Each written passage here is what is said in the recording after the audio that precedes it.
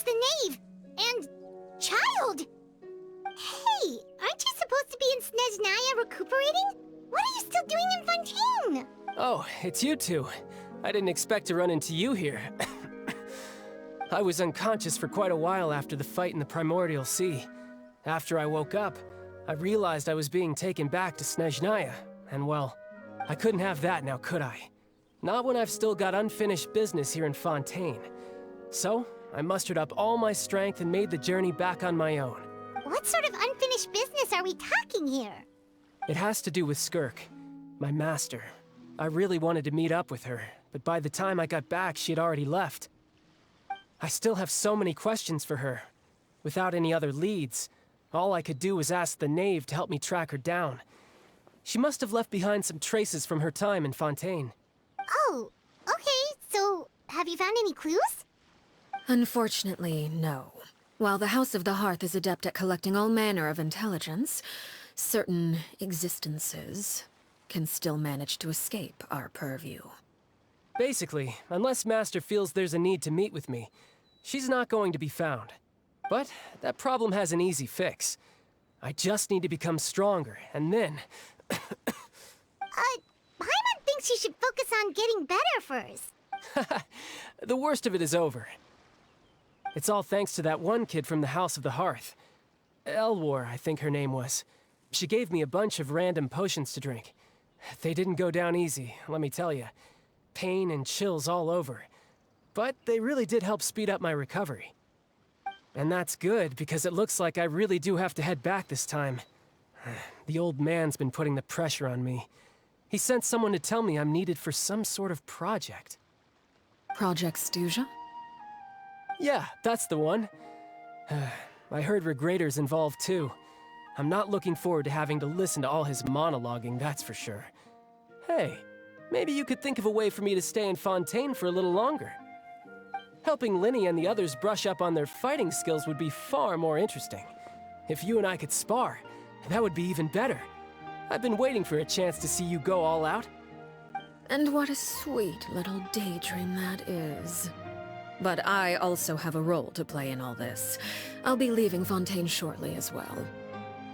Besides, considering how little they see fit to step outside the homeland, being called on to return to Snezhnaya by such illustrious dignitaries, what a great honor. Wouldn't you agree? One I could do without, I'd say. Is it just Paimon? Or does it kind of seem like they're... So, dear guests of the House of the Hearth, to what do I owe the visit? Well, we just... right. We're super close to Linny and the others, but we still don't know much about you. Is that so? Introductions have already been made, have they not? Oh, well, you see? There's only so much you can learn about someone from a short introduction. At least tell us something a little extra, like... why do you call yourself father? Huh, good question. I'd also like to know. The fact that you have to ask tells me our intelligence work has been quite successful. Telling you the answer to that question would only serve to undermine that success.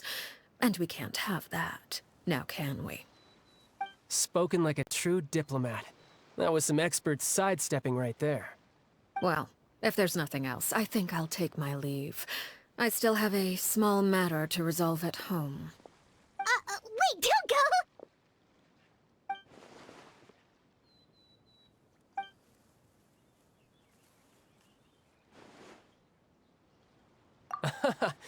I'd also like to hear the answer to this. I've met some of the members of your organization, and they all seemed like really good kids. They actually reminded me of Tonya and Tusser. Which, by the way, if you ever betray them, I'm just letting you know, I won't let you off easy. And why would I betray them? Well, you've already betrayed the House of the Hearth once, haven't you? At least, that's what I heard.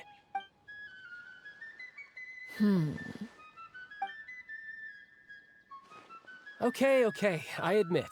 That's just what the old man told me. The rooster, I mean.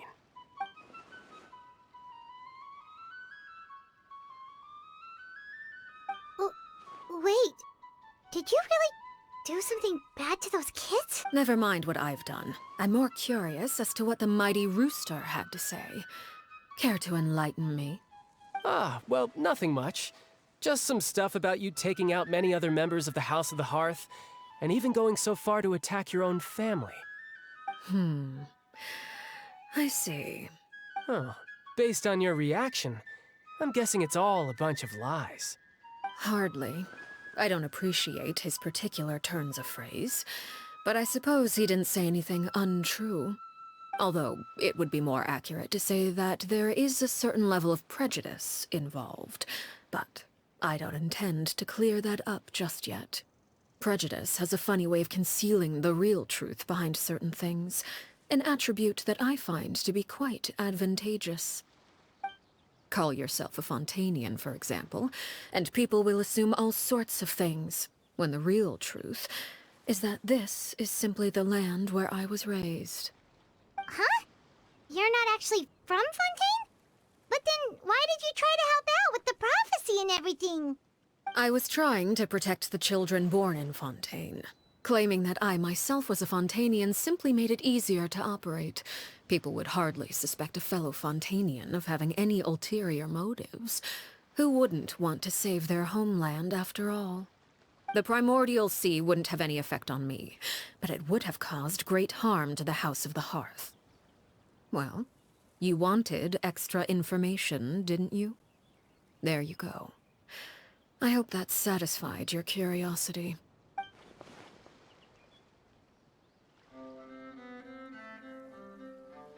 So, you stayed in Fontaine for the kids. I guess I was wrong to believe you'd betray them. Apologies. Looks like I was holding on to some prejudices myself. Good. Like I said, I like it when others have misconceptions of me. Actually, while I was recuperating at the House of the Hearth, there was something else that really caught my attention. I heard that members always resolve disputes and arguments with a friendly spar, and the loser has to back down. Seems pretty cool if you ask me. Would also give them plenty of opportunities to hone their skills. Well, that's only a recent development. In the past, such spars weren't nearly so friendly. The losing party would lose everything, including their life. They were that high stakes? Whew, at least that's not a thing anymore. Well, the current atmosphere's not half bad.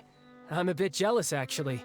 You've got so many family members around you, and you even get to live with them. Having a lot of family around means dealing with a considerable amount of bickering and scheming. Once Tonya and Tusser enter their rebellious phase, I'm sure you'll understand. Just imagine. Tusser becomes obsessed with plucking out strands from the rooster's mustache, or Tonya decides to dye her hair for